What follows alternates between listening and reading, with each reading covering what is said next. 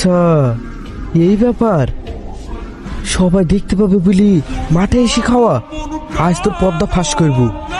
কিরে চাটন, কি করছিস? আরে শাকিল তুই এটা কুমড়ো লাগাছি। ভাই আমি তো রোজায় আছি, আয় আমাকে একটু সাহায্য কর। শালা চালাকি করতেছি, নিজে ফেসে গেলাম। কিরে কি হলো? আয় ইফতারের পর বিরিয়ানি খাওয়াবো। ছোটনকে চালাক রে ভাই, আমাকে দিয়ে মাঠে কুমড়ো লাগলিল। হ্যাঁ রে, শালা আমাকে বোকা বানি খেজুর ধরে দিল, আর একটু হলে ধরে ফেলতো। ও যত যাই করুক, আমার তো বিশাল সন্দেহ হয়েছে। ছোটনের মতো ছেলে রোজা করছে। ছোটন মালটা এভাবে দুম করে বদলে গেল কেনে? আমি কি এড়িয়ে বলবো? তা জানিস বল, নালে কিন্তু খুব খারাপ হয়ে যাবে। আমি একটু একটু জানি। হে, বাজারে চায়ের দোকান, মিষ্টির দোকান, ভাতের দোকান সব বন্ধ যে।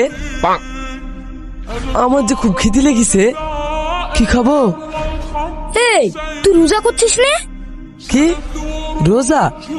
রোজা তো সেই দিনই গেল। সবার চোখের আড়ালে কখন কোথায় কিভাবে খাবো? রোজাই থাকবা না, পাড়ার লোকের সামনে রোজাদার সাজবা। হাসতে বল ভাই, সবাই শুনতে পাবে। তোর কথা শুনি তো আমার মাথা ঘুরছে রে। তুই থাক ভাই, আমি বাড়ি যাই।